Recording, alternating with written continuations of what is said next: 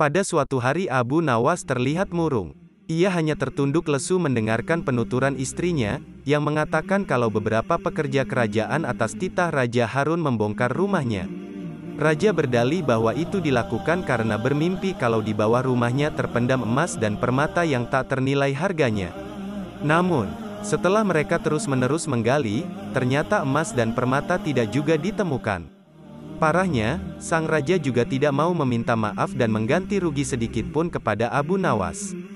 Karena itulah Abu Nawas sakit hati dan memendam rasa dendam kepada perusak rumahnya.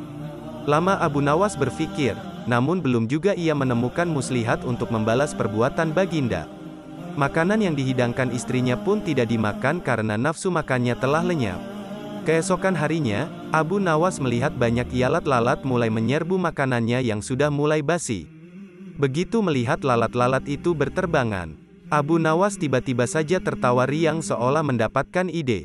Lalu, Abu Nawas meminta tolong kepada istrinya mengambilkan kain penutup untuk makanannya yang basi dan sebatang besi. Dengan wajah berseri-seri, Abu Nawas berangkat menuju istana. Setiba di istana, Abu Nawas membungkuk memberi hormat kepada Raja Harun.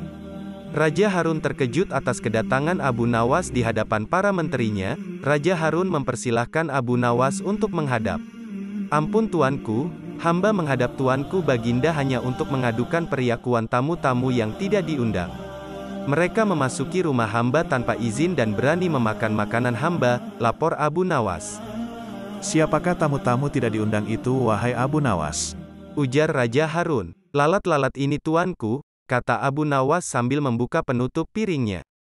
"Kepada siapa lagi kalau bukan kepada paduka junjungan hamba?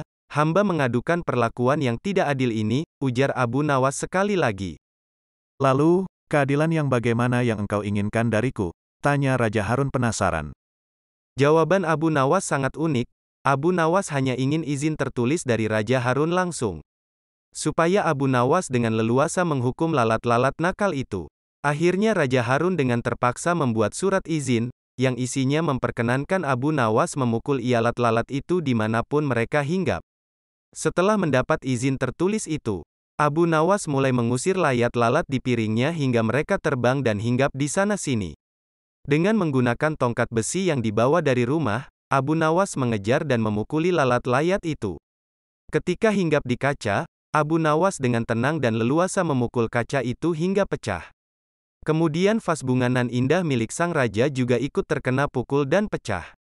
Akhirnya, hanya dalam beberapa menit saja seluruh perabot istana hancur berkeping-keping. Raja Harun tidak bisa berbuat apa-apa, kecuali menyadari kekeliruannya yang telah dilakukan terhadap Abu Nawas dan keluarganya. Setelah merasa puas, Abu Nawas mohon diri. Barang-barang kesayangan Raja Harun banyak yang hancur. Bukan cuma itu saja, Raja juga menanggung rasa malu. Kini dia sadar, betapa kelirunya telah berbuat seenaknya kepada Abu Nawas.